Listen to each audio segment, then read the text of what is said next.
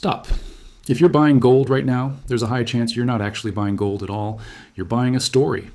And in the next few minutes, I'm going to show you the exact trap millions of investors walk into, right before the system gets noisy. I'm recording this on Wednesday, January 28th. Comment what time you're watching. Right now, I always read those. Quick thing, my analytics show a lot of you watch every week and still haven't subscribed. If my breakdowns help you think clearer, hit subscribe so you don't miss what's next. Now, here's the uncomfortable truth. Gold can be screaming higher. The dollar can be wobbling. Headlines can be flashing safe haven. And you can still be holding nothing more than a promise that only works as long as everything stays normal. And normal is exactly what markets are running out of. So let me ask you the question. Nobody asks themselves early enough, why are you buying gold? Because I want to profit if gold goes up. And I want to protect my family if the financial system locks up are not the same mission. They don't require the same tool. They don't carry the same risks. And if you mix them up, you can be right about gold and still lose when it matters. Here's the cliffhanger. The biggest gold mistake isn't buying too late. It's buying the wrong kind. Then discovering it at the worst possible moment. When most people say, I have gold, what they actually mean is, I have exposure. I have a ticker symbol. I have a statement entry. I have something that tends to move when gold moves. And that can be totally fine if your plan is trading. But if your plan is protection, real ugly day protection, then the only thing that matters is ownership, not price exposure. Ownership. Ownership means you don't need permission to access it. Ownership means you don't need a functioning app, a clearinghouse, a broker, a bank, an internet connection, or a normal settlement window. Ownership means the asset isn't someone else's liability. And that one line, not someone else's liability, is where the whole game changes.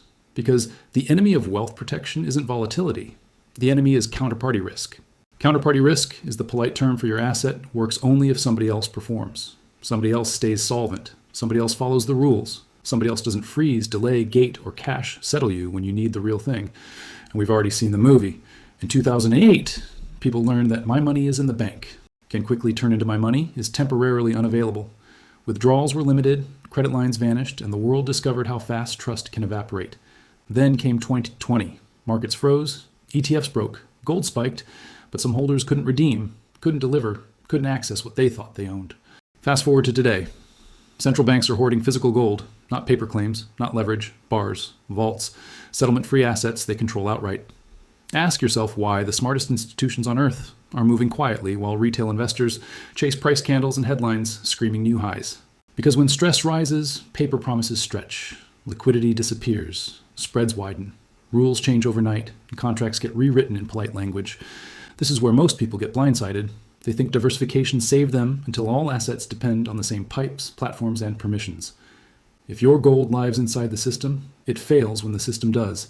And that defeats the entire reason gold exists in the first place. Gold isn't there to make you rich fast. It's there to make sure you're not wiped out when confidence breaks and trust evaporates. That's why price is secondary. Access is primary. Control is everything. And ownership is the line between insurance and speculation. You don't buy fire insurance hoping your house burns. You buy it so you sleep at night. Gold works the same way. So before you celebrate the next all-time high, ask the harder question most never do until it's too late. Do I own gold, or do I just own a promise that says I do? And that question matters more now than ever, because every signal flashing across markets is about trust thinning, not just prices moving or charts breaking. When governments borrow without limits, when policies flip weekly, and when institutions argue in public, confidence doesn't crash instantly. It leaks. People feel it before they can explain it. They save differently. They invest defensively. They look for assets without counterparties or permissions. That's why gold reacts early. It doesn't wait for recessions to be declared or crises to be named. It responds to shifts beneath headlines. And once that shift starts, it rarely reverses quickly. Trust takes years to build and seconds to damage. This doesn't mean gold goes straight up forever. It means pullbacks happen inside a larger story people underestimate. The mistake is thinking this move is about fear alone. It's also about adaptation. Markets adjust before narratives catch up. Those who prepare early look patient. Those who wait for clarity usually pay more or miss the window entirely. In the end, this isn't about predicting tomorrow's price. It's about understanding why the floor keeps rising underneath gold.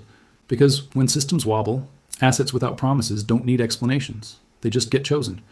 And that choice becomes clearer when you zoom out. Gold didn't move because one headline scared people. It moved because too many small doubts lined up at once. Trade rules feel temporary. Budgets feel patched together. Monetary guidance feels conditional. None of these alone break confidence, but together they thin it. That's when markets stop listening to reassurance and start watching behavior. What's being bought quietly matters more than what's being said loudly. Gold's record close was behavior. The dollar's stumble was behavior. Central bank accumulation is behavior. These are not emotional reactions. They are adjustments. And adjustments tend to persist longer than narratives. By the time everyone agrees on the reason, the move is usually mature. That's why the next phase isn't about chasing price. It's about watching responses. Does policy restore trust, or does it ask for more patience? If trust stabilizes, pressure eases, and gold pauses. If trust keeps eroding, even slowly, the bid stays underneath the market. That's the real takeaway. Not hype, not panic, just a slow recalibration toward assets that don't require belief to function.